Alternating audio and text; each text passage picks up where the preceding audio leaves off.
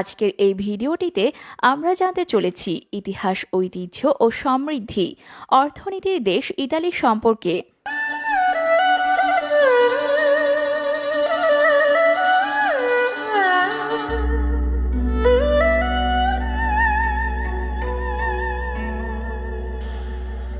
Italy পশ্চিম ইউরোপের একটি প্রজাতান্ত্রিক সংসদীয় রাষ্ট্র।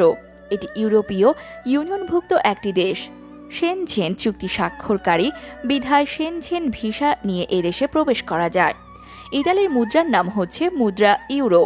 এদেশে আমাদের মতো সংসদীয় গণতান্ত্রিক রাষ্ট্র ব্যবস্থা চালু আছে।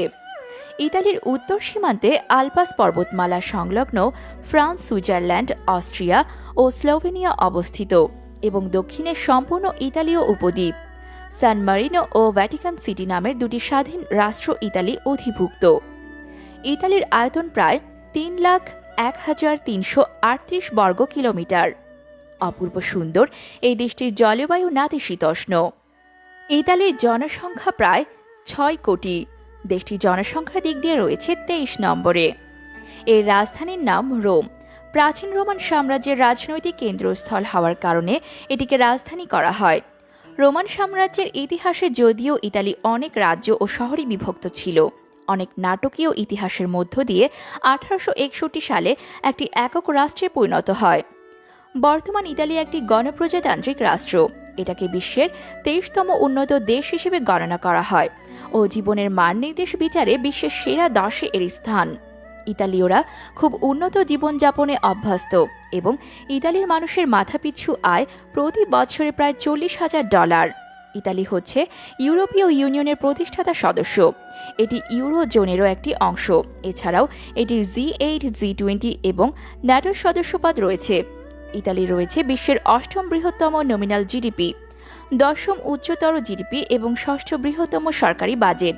এটি organisation for economic cooperation and world trade organisation, council of Europe, western European union এবং ইউনাইটেড নেশনসের সদস্য। ইতালি রয়েছে বিশ্বের ৯ম বৃহত্তম ডিফেন্স বাজেট এবং ন্যাটো নিউক্লিয়ার সরঞ্জামের অংশীদারত্ব।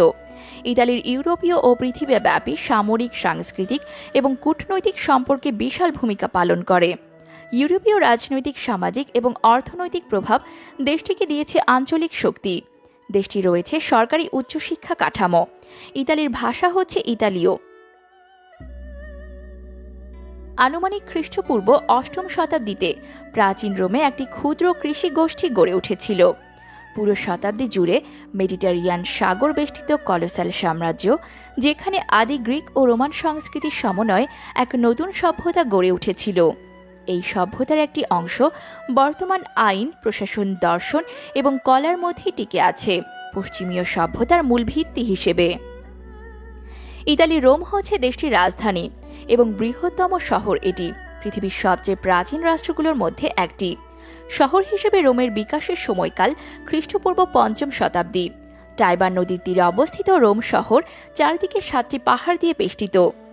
শুরুতে রোমান সাম্রাজ্যের স্থানিক সীমা শুধু বর্তমান ইতালির মধ্যে সীমাবদ্ধ ছিল, তবে ২০০ বছর পর থেকে সাম্রাজ্যের সীমানা ইতালির বাইরেও প্রসারিত হতে থাকে। সেই সময়ে ইতালির বিভিন্ন অংশে বাস করত অনেকগুলো ভিন্ন ভিন্ন গোত্রের মানুষ। রোমান সভ্যতায় ইতালির রোম ছিল জাঁকজমকপূর্ণ এক শহর, কিন্তু কালক্রমে রোমান সভ্যতারও পতন হয়। ৬২৮ খ্রিস্টাব্দে ঘাসানীয়দের সাথে জর্ডানের মুতার প্রান্তরে যুদ্ধের মাধ্যমে রোমান ও মুসলিমদের মধ্যে বিরোধের সূচনা হয়, যা চলেছিল পরবর্তী আরও ৮০০ বছর। মুতার যুদ্ধে আক্ষরিক অর্থে কোনো পক্ষের বিজয় না হলেও অত্যন্ত ছোট সেনাবাহিনী নিয়ে ঘাসানীয়দের বিরাট বাহিনী সাফল্যের সাথে মোকাবেলা করায় মোরাল ভিক্টোরি হয়েছিল মুসলমানদেরই। মুতার যুদ্ধে অভূতপূর্ব বীরত্বের জন্য হযরত খালিদ ইবনে ওয়ালিদ রহমতুল্লাহকে সাইফুল্লাহ উপাধিতে ভূষিত করা হয়। পরের বছর যুদ্ধের আশঙ্কায় মুসলমানরা তাবুকে বেশ বড় সৈন্য সমাবেশ করলেও সে বছর আর কোনো যুদ্ধ হয়নি। ৬৩২ খ্রিস্টাব্দে হযরত মুহাম্মদ সাল্লাল্লাহু আলাইহি সাল্লামের মৃত্যুর পর হযরত আবু বকর রাদিয়াল্লাহু আনহু মুসলিম বিশ্বের খলিফা নির্বাচিত হন। তার আমলে রোমানদের সাথে মুসলিমদের তেমন কোনো উল্লেখযোগ্য ঘটনা ঘটেনি।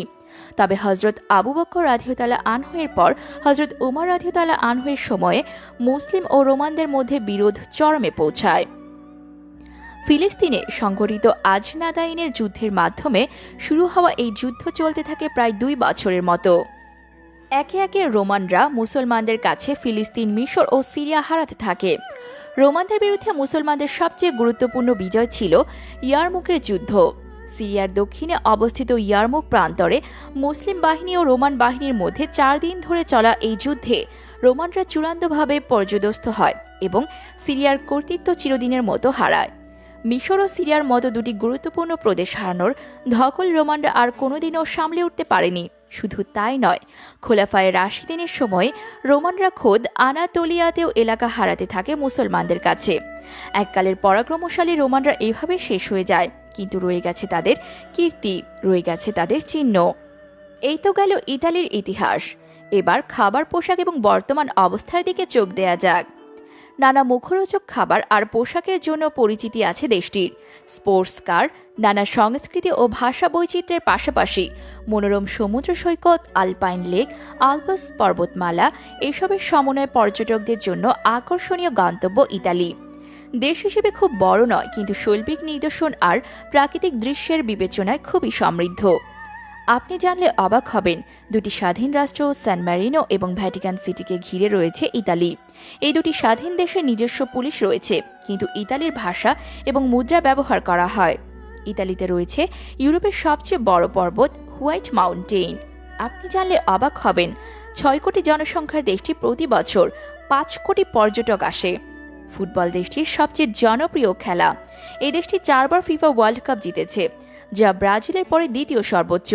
ইতালি 3 বার অলিম্পিক গেমসের আয়োজন করেছে। 1956 সালে গ্রীষ্মকালীন অলিম্পিক, 1960 সালে শীতকালীন অলিম্পিক, 2006 সালে শীতকালীন অলিম্পিক। আপনি জানলে আরও অবাক হবেন যে এই দেশে সন্তান জন্মের হার অনেক কম। যেসব দম্পতি একের অধিক সন্তান জন্ম দেয় তাদের সরকার পুরস্কৃত করে থাকে। ফ্যাশন শিল্পে ইতালির অবস্থান রয়েছে প্রথম স্থানে। Lotto, Valentino, প্যারাডে, Armani, মার্নি, iceberg. Galileo ছিলেন ইতালীয় বংশোদ্ভূত। আমরা তো সবাই জানি যে সে দাবি করে প্রথম সূর্যের চারপাশে পৃথিবী বিচরণ করে।